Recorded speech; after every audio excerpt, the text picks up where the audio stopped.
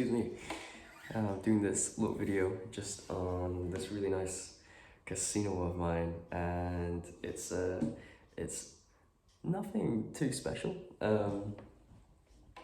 except it is quite special sentimentally.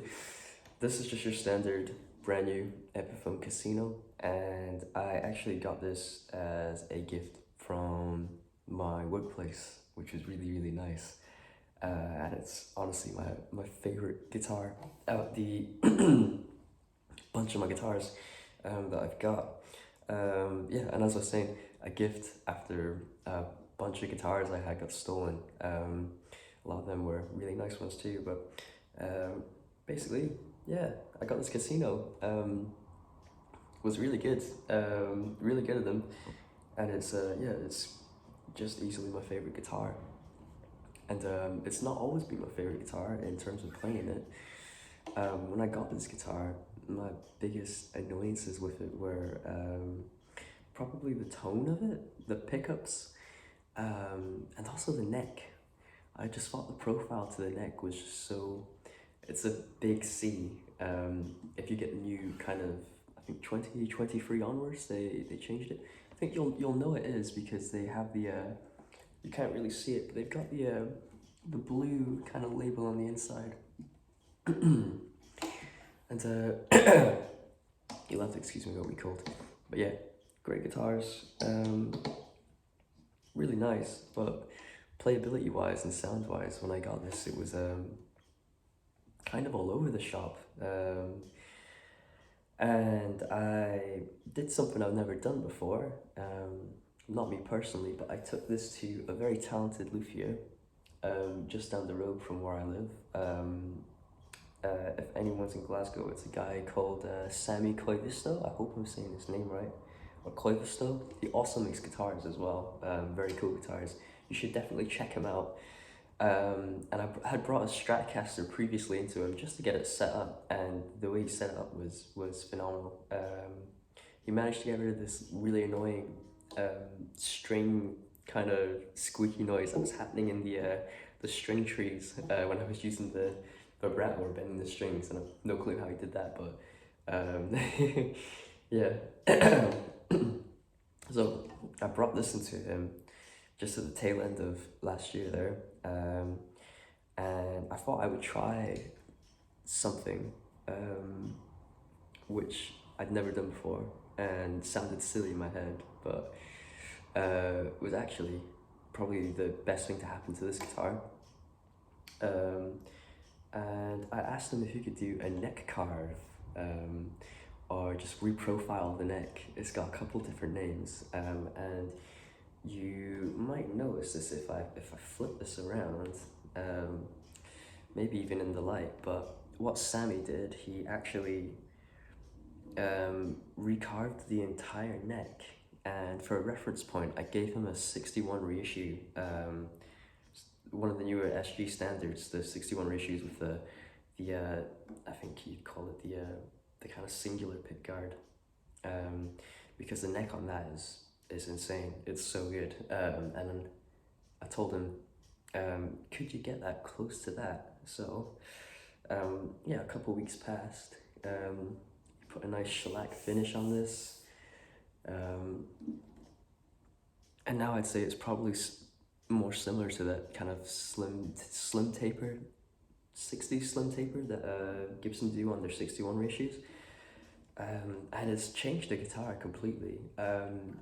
One of my main fears about, you know, sanding down the neck or carving it so slim to speak was that maybe it would lose its projection as a hollow body archtop guitar, and I've got to say that's not happened at all. I would even argue the point that because I can play the guitar better with a lot more conviction, then it's almost allowed the tone to be better, because I can trust that I'm gonna be able to hit the notes that I want to hit and bend them and use vibrato in the way that I want to use it. So that's been really nice. Yeah, and in terms of, once again, I was talking about the tone not being to my liking. I've not changed the pickups at all. I've kept these stock.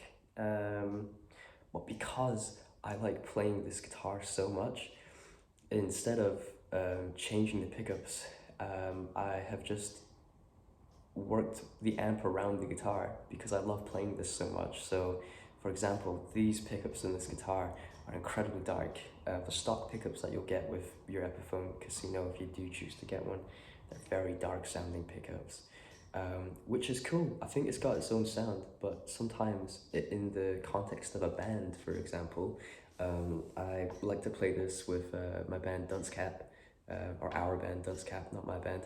Um, yeah, sometimes I bring this out and it is just a joy to play because we're playing really loud music where everything's turned up, and it's very fun to get the pickups, the feedback. But in that context, sometimes you need something quite bright and snappy. But I think with a decent enough amp, and if it's loud enough, um, with treble, you can always find that on an amplifier if need be. And yeah, I would say don't throw the baby out with the bathwater, because they're really nice guitars. Of course, the neck profile is a very personal thing, but you know, after getting this kind of reshaped, it's just, it's just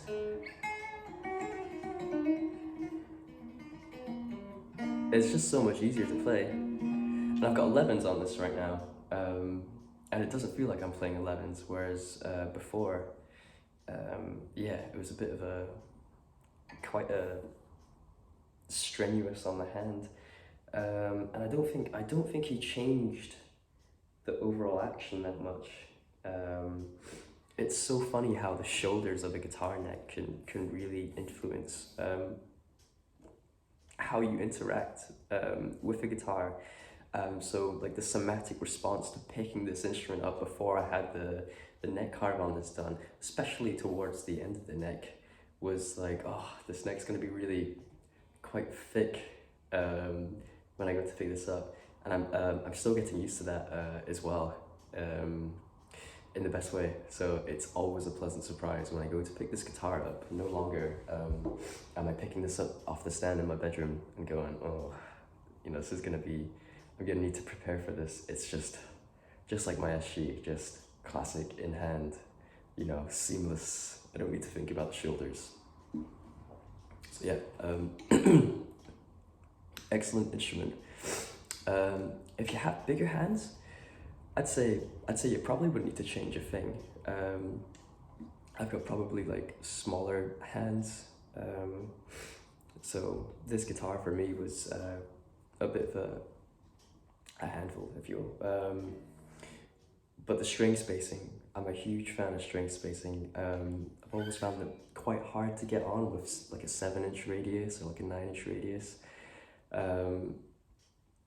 Great for chords, of course. I think that's why Leo Fender made Strats and Tellys with such thin radiuses, you know.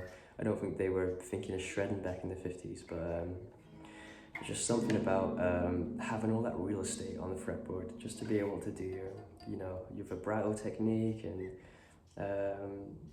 yeah, it just feels a lot more forgiving. You're not bumping into more strings, but that paired with a really nice, neck profile, it's best of both worlds, honestly.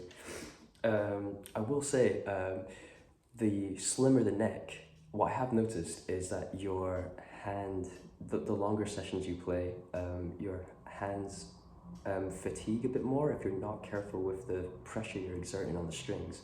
And I think that just comes with a bit of playing, probably years of playing. You'll notice. I think you can get away with it when you're starting out playing guitar. You put too much pressure on the strings, but as you play and play and play, you start to notice that if you don't really warm up into it, and you put too much pressure on the strings, then you can really kind of injure your fingertips, and then you have to wait like maybe a few hours or overnight until you can get that kind of strength back in your fingertips. It can get quite tender. So that's one thing about a slimmer neck. I've never played an Ibanez RG or any of those guitars with the wizard type necks, but I've heard that's a common problem with players who are used to kind of more traditional, thicker style necks going to very thin necks.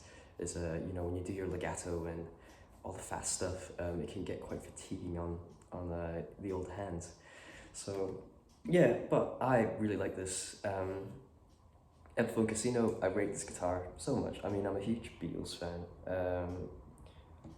Always have been, really.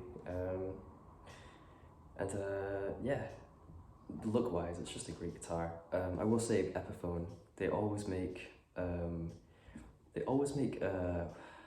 would you put it? Like, all the bits that make the guitar, they're great with all the materials they use and stuff. But I will say the fretwork is something they can always improve on those Epiphone guitars. It's not always been the best when I've played some. But now that the frets are done on this, I have these polished and properly leveled. It's great. It's just fantastic. You know, there's no weird spots on the neck now. So yeah, Epiphone Casino, great guitar. Would really recommend it. It is honestly just a joy to play now.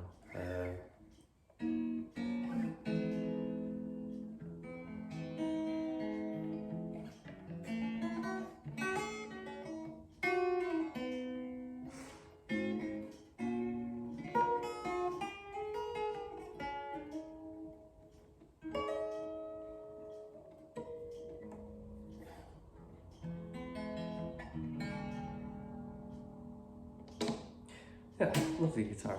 So yeah, hopefully, if you have one of these and you love the Beatles, but you're not getting on with the neck, you're not getting on with how it plays, if you have a good luthier nearby and you maybe have a guitar, or you know, hopefully if you're fortunate enough to have a guitar with a neck you do like, maybe take it to a luthier and see if there's anything they can do. You know, hopefully a good luthier. But yeah, this has completely changed this guitar for me. Sentimentally, this is probably my favorite guitar, and player-wise now, this is probably also one of my favorite guitars. You know, it's really fun as well, having the limitations of a cutaway that stops right at the 18th fret there too, so you have to kind of reach up, but it's nice having that there because it kind of forces me to play different places. But yeah, would recommend Casino, would recommend a neck carve if you can. Maybe just on any guitar really, if you're not getting on with one, take it to a luthier. So yeah, thanks very much for watching this long video. I hope you found this useful or entertaining. Yeah, and I'll see you later. Bye.